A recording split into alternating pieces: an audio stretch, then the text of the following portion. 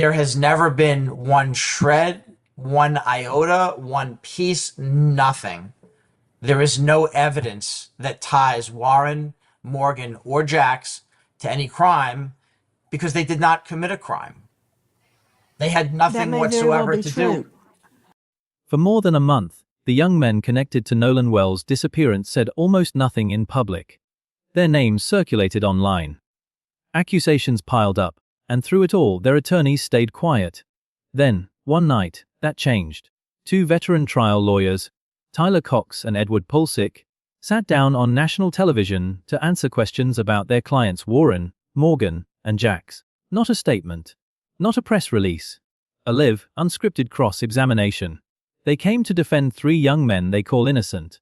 But by the end of the hour, they had also confirmed something else. How many questions in this case still don't have answers? This is what the lawyers said. What they were willing to answer, and what, even they admitted, they still don't know. According to the attorneys, the decision to go public wasn't about strategy. It was about survival. Pulsick told the show that, in the more than 30 days since Nolan Wells disappeared, his clients and others connected to the case had faced sustained online accusations, in-person confrontations, and what he described as credible threats, some resulting in arrests. Both lawyers said they believe Warren, Morgan, and Jax are innocent, and both indicated they were prepared to consider legal action against people they say have defamed their clients online. Cox put it plainly in his view, there has been no evidence, not one piece, tying his clients to a crime because, he says, they didn't commit one. That's their position. Not a verdict, a position. Offered under direct, pointed questioning from a former prosecutor. There's never been one piece of No, you evidence. did that to yourself, Pulsick, when No, you we said, didn't. here's the boat that day and he's not on it. That may very well be true. That may be no, absolutely we true. Didn't, we and didn't I'm do that saying, to ourselves. when was the video taken? Well, no, I'm telling you Around that we have 4:30, multiple, July 4th. Yeah, and I'm telling you another thing, Nancy. We have multiple witnesses, and we're going to protect their names on the air here. We're not going to air I out a think you private should. list of witnesses. We are. We're going to protect them. So I want to emphasize that as well.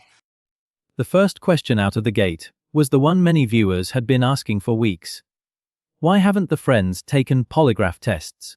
My first question to clear up this matter, have your clients taken polygraphs? First to you, Tyler Cox. Nancy, my clients have not taken a polygraph test. And I can tell you why. Because any lawyer worth their salt is going to tell their clients not to take a polygraph test under any circumstances. Two of my clients went in and made statements with me. We're not going to I'm not going to do a polygraph test because, one, as you know, they're not admissible in court. And so it wasn't going to be admissible anyway. You should never, ever, if you're a lawyer, allow your clients to take a polygraph test. Now, we allowed investigators from the jump to have access to their phones, their Life 360, everything. We have cooperated implicitly every step of the way. But no, they didn't take polygraph tests. But what I'll tell you is one of the other boys, who I won't mention their name, but I'm sure that you've heard, took one. The girl that Nolan was with took a stress analysis voice test, and so did the other boy. So that's the test they took. Both of them passed. And so, again, no lawyer worth of salt is going to tell his clients to take a polygraph test or anything like that. But that answer created a wrinkle. Earlier in the broadcast, a different source, a YouTube personality who has interviewed one of the young men, had claimed that all of the friends except Warren had already taken a polygraph and passed. Confronted with that discrepancy, Cox didn't confirm it. Instead, he said two people connected to the case, described only as the girl Nolan was with, and another young man, had taken a separate stress analysis voice test, not a traditional polygraph, and that both had passed. So which version is accurate? The lawyers didn't fully resolve it on air.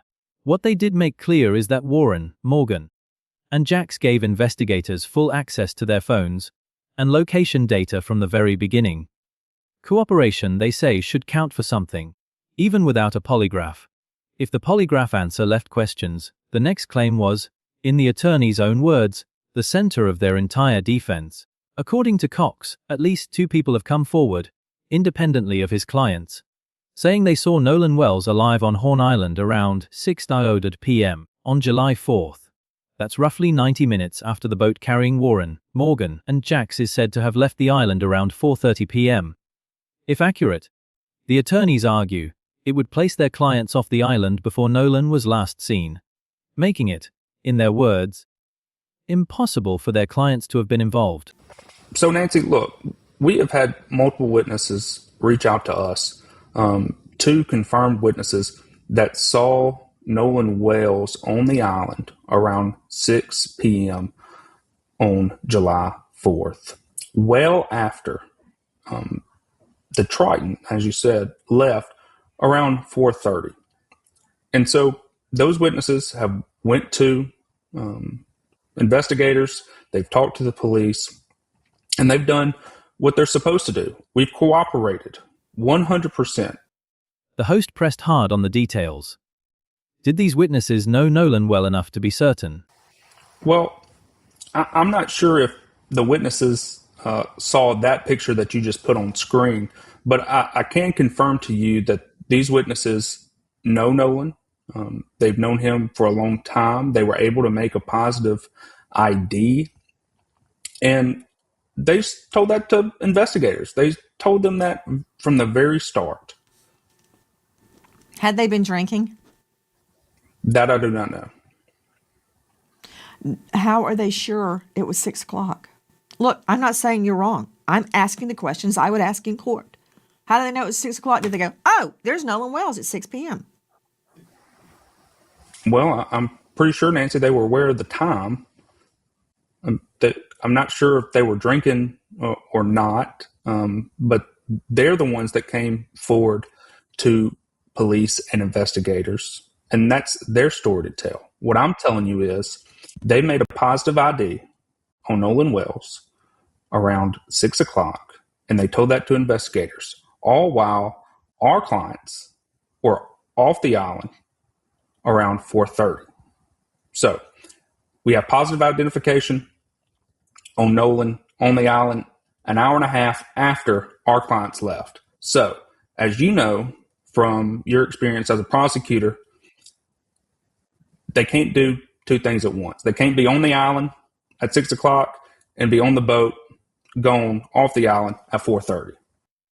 The host then pressed on whether the witnesses knew each other and were together that day. Here's my question to you.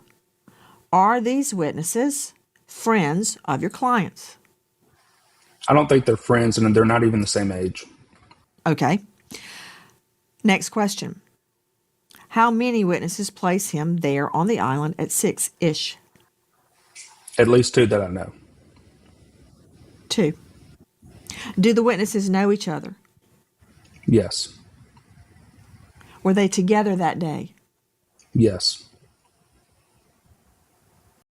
None of that means the witnesses are wrong.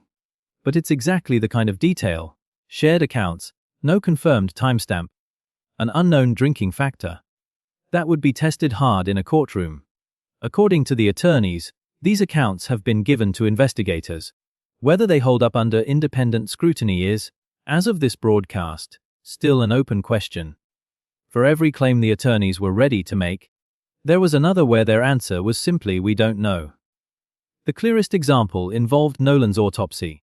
The host raised a specific detail, that the medical examiner had removed tissue from Nolan's neck, in addition to his lungs. She asked whether there had been ligature marks, bruising, or any sign of strangulation. You know what? I'm going to jump ahead. But regarding the body, regarding Nolan's body, we've heard all sorts of inflammatory things. But the one thing that, well, many things are very interesting and probative. For instance, why was Nolan's neck of so much interest to the original medical examiner that it was removed? His foot wasn't removed. His toe wasn't removed. His ear wasn't removed. Why his neck? The lungs and the neck were removed. which obviously Edward Pulsick touches on COD, cause of death.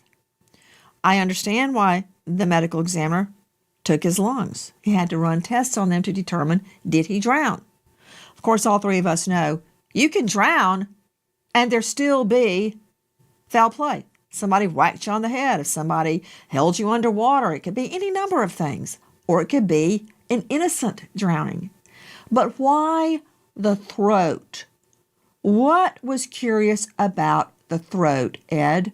Were there marks on the throat? Was there a ligature mark? Was there manual strangulation? Was there a compression? Were there bruises? Were there scratches? I don't know. Was a hyoid missing? I could go on, but I won't. Do either of you know what was of interest to the medical examiner in the removal of Nolan's throat? I'll tell you this. Listen, we're not coroners. We're not medical examiners. We want to know what happened to him just as much as everyone else. Quite frankly, more. Because Nolan was their best friend. Warren, Morgan, Jax. Nolan was their best friend. We want to know what happened. We haven't examined Nolan's body. We're not scientists. I just thought maybe you had been somehow told why they took his throat. Okay, that's a note. We don't know why they took his throat. It's worth noting that the specific detail about the neck was not something the attorneys volunteered. It came from questioning earlier in the broadcast and was put directly to them. And they didn't dispute that it happened. They simply couldn't explain it. The forensic search question produced a similar gap. Asked whether the boat their clients had been on, the Triton, had been searched by authorities. Cox said that to his knowledge, it had not, though he maintained it had been available to law enforcement the entire time. I do not believe that it has been searched by authorities, but it's been available to authorities this entire time. If authorities wanted to come see it, they're more than able to, and have been. Okay, I find that very interesting, Tyler, and I'll tell you why. In so many cases that I've prosecuted and covered and investigated, you see defendants, targets, trying to get rid of evidence. You see them cleaning the boat. You see them washing it down. You see them trying all sorts of methods to get rid of evidence. It's interesting to me and somewhat probative that your clients have offered the boat up to law enforcement to come. Pressed further, had luminol been used or alternative light sources, or cadaver and scent dogs? Both attorneys said they were not aware of any of that happening. Cox noted that none of his 3 clients actually owns the boat, so questions about its condition would have to go to the owner. Has alternative light sources been used on the boat? Has a cadaver dog come to the boat? Has a scent dog come to the boat? To your knowledge, either one of you. To my knowledge, Nancy, I do not believe that has happened. But again, my 3 clients, either one of them, none of them own that boat. So if it has, you would have to ask the owners. Tyler, do I look like I just fell off the turnip truck? Maybe I do, because we did sell turnips at the farmer's market when I was growing up. That said, you telling me my clients don't own the boat, so you'd have to ask the owner. Come on. When the host pushed back, asking directly whether the boat had simply never been searched at all, Pulsick redirected the question back to law enforcement, saying it wasn't something his clients controlled. If authorities thought that there was something to find on that boat, don't you think this far out they would have already done it? I would think in the ordinary course of an investigation into potential foul play, I would have gone out there and done it. Just if you believe there was potential foul play. Just to say, I searched it and it was clean. I didn't find any blood. Well, Nancy, you're asking a valid... Hold on, you're asking a valid question. You're just asking the wrong people. That's a question for law enforcement. To be clear, neither attorney claimed evidence had been destroyed, hidden, or tampered with. They said, specifically, that they don't know why a forensic search hasn't happened. Only that, as far as they're aware, it hasn't. The same pattern held for Nolan's phone. As of this broadcast, according to the attorneys, it has not been turned over to investigators. A detail they said had also been confirmed publicly the night before by attorney Ben Crump's legal team. Anybody. Can Today? anybody tell me where Nolan's phone is? Good Right question. now, as we sit here today. Has it ever been turned over to authorities? No, it has not. You're sure? Yeah. I believe that Ben Crump, using local counsel, sent a letter out just last night, gave it to Don Lemon on his show, and Don Lemon on his show confirmed that they have not given the phone to investigators. Cox responded that it's now on investigators to obtain it through a warrant or grand jury subpoena, if it hasn't been handed over voluntarily. And there is another part of the phone issue that matters. Both attorneys emphasized that their own clients allowed investigators to pull a full data dump from their phones. Location history, timestamps, everything, early in the investigation. They pointed to that cooperation as evidence of transparency. We gave our phones up. We let them do a phone dump of our phones. Which I find very, very interesting.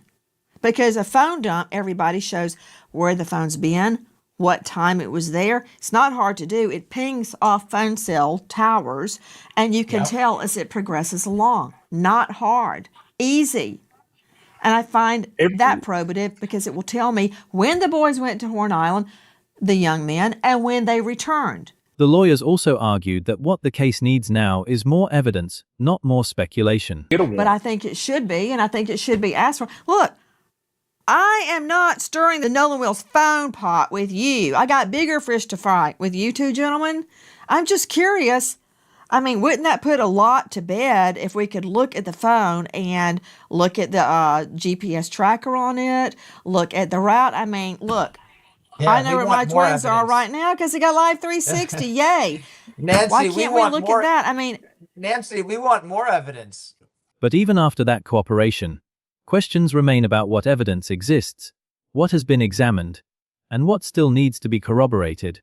We know you're going to ask us tough questions, and we're happy to answer them as best we can. But one thing we've been very consistent about, there are so many things we don't know, right? We won't be able to answer all of your tough questions. And the reason we can't is because we just don't know the answer to a lot of them. But we do know what we know. We know they were off that island at 4:30. We know Nolan was on the island at 6. We just want to emphasize our humility in that regard because we just don't know, and we would love to know. We want to know how this tragedy happened as much as anyone, more than anyone. Underneath every legal argument, every contested timestamp, every witness account, is an 18-year-old who went out on a boat on the 4th of July and never came home. Both attorneys said, more than once, that they want to know what happened to Nolan Wells as much as anyone. That he was, by every account they'd heard, a well-liked young man, and that their clients considered him a close friend. His family is still waiting. Whatever the truth turns out to be, it hasn't arrived yet. The lawyers have now given their side. They've challenged the assumptions that have surrounded their clients, explained why the friends did not take traditional polygraph tests, pointed to their cooperation with investigators, and defended the accounts they say support their innocence. But their appearance also exposed something important. Answering the accusations is not the same thing as solving Nolan Wells' death. Questions remain about the medical examination, the forensic status of the Triton, and Nolan's phone. The attorneys did not claim to have answers to all of them. In several cases, they openly said they didn't know, and that's where this case stands tonight. The lawyers have made their argument. Their clients have their version of events. Investigators have evidence that the public still hasn't seen. What happens next will depend on which parts of those competing accounts can actually be corroborated. Because Nolan Wells' family doesn't need another theory. and my burning question at this hour is if those witnesses are telling the truth, that Nolan Wells was alive at 6 p.m., how did he die? Who was the last person with him? They need answers. And if you want to follow this case as those answers emerge, subscribe. We'll be here when they do.